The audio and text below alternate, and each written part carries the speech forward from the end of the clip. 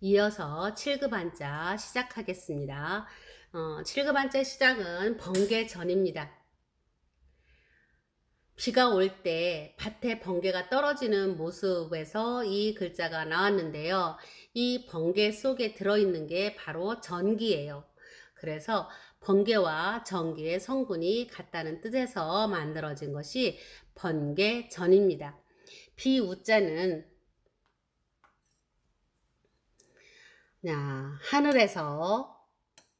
하늘이 뚫렸어요.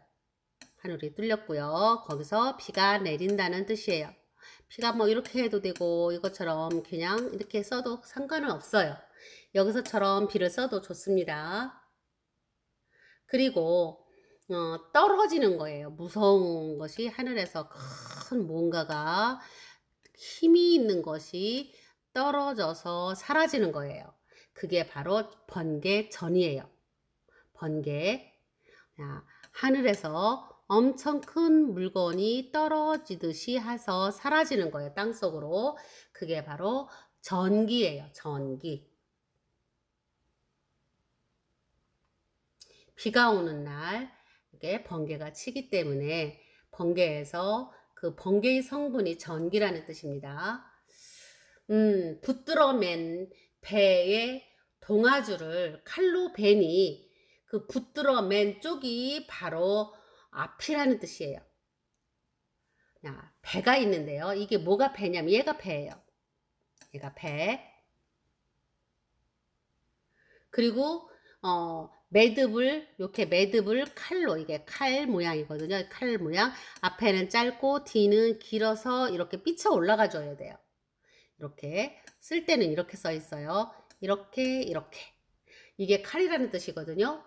그래서 매듭으로 묶었다라는 뜻을 쓰기 때문에 이렇게 해도 되지만 이렇게 표시를 해도 되는데 주로 이렇게 써요. 이거는 풀초처럼 아니고요. 붙들어 맸다. 하나, 둘, 셋. 그리고 여기는 이게 배 모양인데 이렇게 써도 되고 육달알변처럼 써도 괜찮아요. 주로 이렇게 써요. 이렇게. 그리고 칼로 자른 부분이 여기가 앞에다. 배 모양은 앞뒤가 비슷한데 어디가 앞이냐? 이쪽이 앞이다라는 뜻이에요. 그래서 이 글자들은 형성자라고 합니다.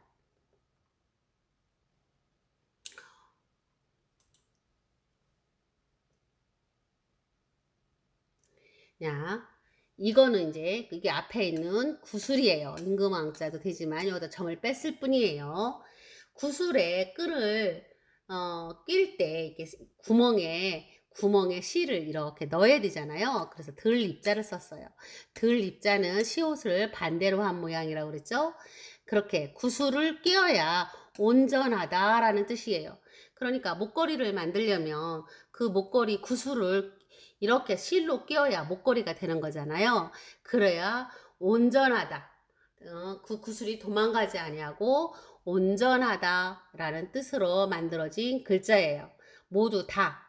그러니까 완벽하다 이런 뜻에서 모두 다라는 뜻으로 만들어진 글자가 온전하다라는 뜻이 완전하다가 아니라 온전하다. 완전하고도 뭐 많이 닮은 그런 뜻이네요. 온전하다 이런 뜻입니다. 이 글자는 발을 정자라고 하는데 어떤 글자냐면 한 직선이 딱 있어요. 거기다 발을 그칠지를 딱 놓는 거예요. 그칠지 지지할 때 쓰는 것처럼 이게 바로 그칠 지자예요. 그러면 왼발 오른발을 반드시 놓아라. 그러니까 아기들이 이제 입으로 흙이 이렇게 들어가려고 하죠.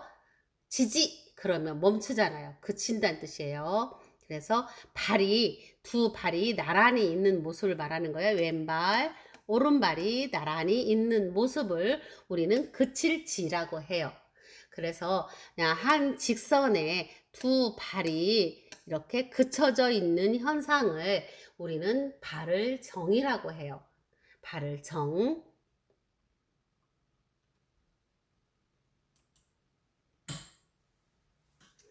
조상이란 조자는 어떻게 만들어졌는지 볼까요? 재단과 여기는 재단이라고 하는 것은 이게 재단이란 뜻이거든요. 한번 볼게요. 야, 이게 이렇게 생긴 게 재단이에요.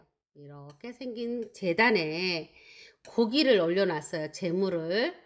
그리고 이 재물을 잡잖아요. 그러면 피가 뚝뚝 떨어지는 것을 신이 본다는 뜻이에요. 그래서 보일 시자예요. 보일 시. 그러니까 본단 말이에요. 신이 제사를 지내는 피가 뚝뚝 떨어지는 이 재물을 본다라는 뜻이에요. 그래서 얘는 볼 시자예요. 볼 시. 재단과 비석자를 합해서 이건 조상도 이제 돌아가시면 신이 되잖아요. 그래서 비석을 세우잖아요. 그래서 이 조상에게 우리는 제사를 지낸다. 이런 뜻에서 조상이 된 글자예요. 다시 한번 보겠습니다. 우리는 돌아가신 분들에게 제사를 지내잖아요. 제사를 옛날에는 이렇게 제물을 올리면 잡아서 피가 떨어지게 했잖아요. 제단 하나, 제물 둘, 그리고 피를 그려요. 보일 시자에다가 돌아가신 분들 조상에게 우리가 이렇게 뭐 높게 제물을 쌓아서 또는 비석을 세워서 그분들을 기리게 되잖아요. 잃어버리지 아니하고 늘 생각하는 조상의 모습을 형상화한 글자예요.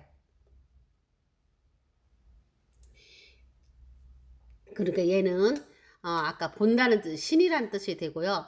얘는 도울조자예요. 도울조. 조상이 비석을 서서 도와준다. 부유하게 뭔가를 쌓아준다. 이런 뜻도 갖고 있거든요. 그래서 조자가 도울조자가 돼서 형성자가 되는 거예요.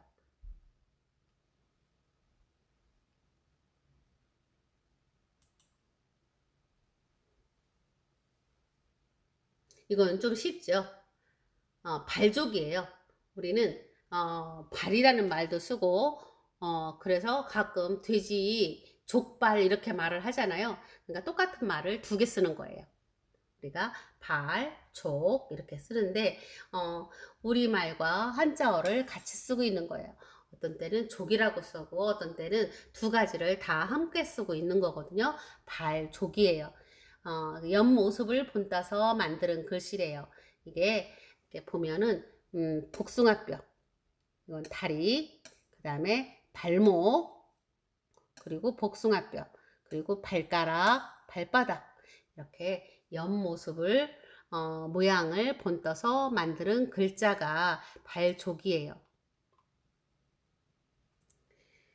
왼쪽 좌는 우리가 뭔가를 만들 때 공작물을 만든다고 하는 것은 우리가 하여튼 작업을 하는 거예요. 뭐 자로 줄긋기를 한다든지 이렇게 할 때 이 자를 붙드는 손이 바로 왼손이에요. 그러니까 왼손은 도와준다는 손이에요. 한번 봅시다. 이거는 손이라는 뜻이라고 그랬죠? 그리고 도구를 붙잡고 있는 손이에요. 자를 붙잡고 있는 손이에요. 근데 자를 댔으면 오른손으로 이렇게 그리잖아요. 그러니까 일을 하는 건 오른손이지만 왼손은 도와주는 손이에요. 그래서 돌 좌자 왼쪽 좌가 되는 거예요. 우리가 좌의정도 있고 보좌관 할 때 쓰는데 이 좌자가 함께 모여서 만드는 보좌관 할 때 쓰는 돌자자가 있어요. 우선 왼쪽 좌자를 함께 쓰면 보좌관이 되거든요. 왼쪽 좌는 도와주는 손이라는 뜻이에요. 도와주는 손. 대개 도구를 갖고 있는 거죠. 칼질을 할 때 오른손으로 칼질을 하고 왼손으로 그 물을 이렇게 붙잡고 있잖아요. 물을 썰 때. 그래서 도와주는 역할을 한다. 이렇게 도와주는 왼쪽 손을 상징화해서 만드는 글씨예요. 마지막 글자입니다. 마지막 글자는 살주자예요. 사람이 집의 주인이잖아요. 그렇죠? 집의 주인이 되는 사람만 그 집에서 살아요. 그 집에서 주인이 되는 사람만 산다는 뜻이에요. 사람이란 뜻이고요. 여기는 주인이라는 뜻인데 어떤 모양에서 이 주인 주자가 나왔느냐면 이게 촛불 모양이에요. 촛불. 예를 들어서 이제 옛날에 밤에 촛불이 가장 한가운데 있잖아요. 중심이 되어서 불을 한가운데다 켜니까 이게 촛불의 모습이고 이건 초의 촛대의 모습이에요. 그래서 이게 가운데 있다. 이래서 주인 주자가 된 거예요. 재밌죠? 자, 사람이 주이는 곳. 하나, 둘, 셋. 이렇게 해서 막아요. 그러면 살주가 되는 거예요. 살주. 살주. 주인이란 뜻이에요.